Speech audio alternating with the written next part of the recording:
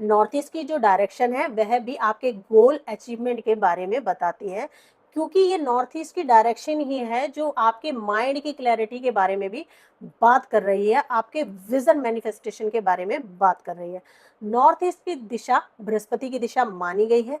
जिस भी घर में यह दिशा बहुत ज्यादा बढ़ी हुई होती है, तो नॉर्मली क्या है, हमारी जो बॉडी में बृहस्पति का जो बॉडी का पार्ट है, हमारी जो तर्जनी उंगली है, जब हम किसी को पॉइंट आउट करके करते हैं, तो ये जो हमारी बृहस्पति की फिंगर है, इसमें ही नॉर्मली बृहस्पति का स्टोन जो है वह पहना जाता है। जब हम किसी को पॉइंट करके बात कर रहे हैं, तो ये हमारे अहंकार के बारे में बताता है। जब भी बृहस्पति खराबी की अवस्था में होता है, तो ऐसे में देखा गया है कि इन लोगों के घर में नॉर्थ ईस्ट की डायरेक्शन जो है वह बहुत ज्यादा बड़ी हुई होती है।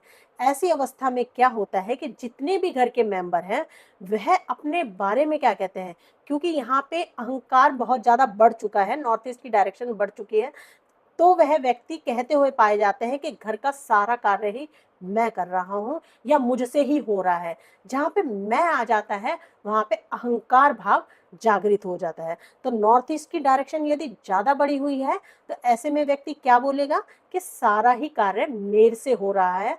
और जब नॉर्थ ईस्ट की डायरेक्शन बड़ी होती है, तो बृहस्पति खराबी की अवस्था में होता है।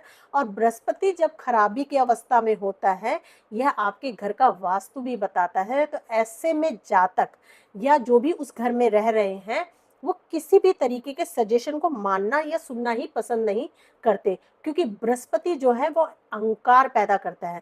जब भी आपके अंदर ज्ञान आता है, तो एक अहंकार भी वो अपने साथ में लेकर आता है।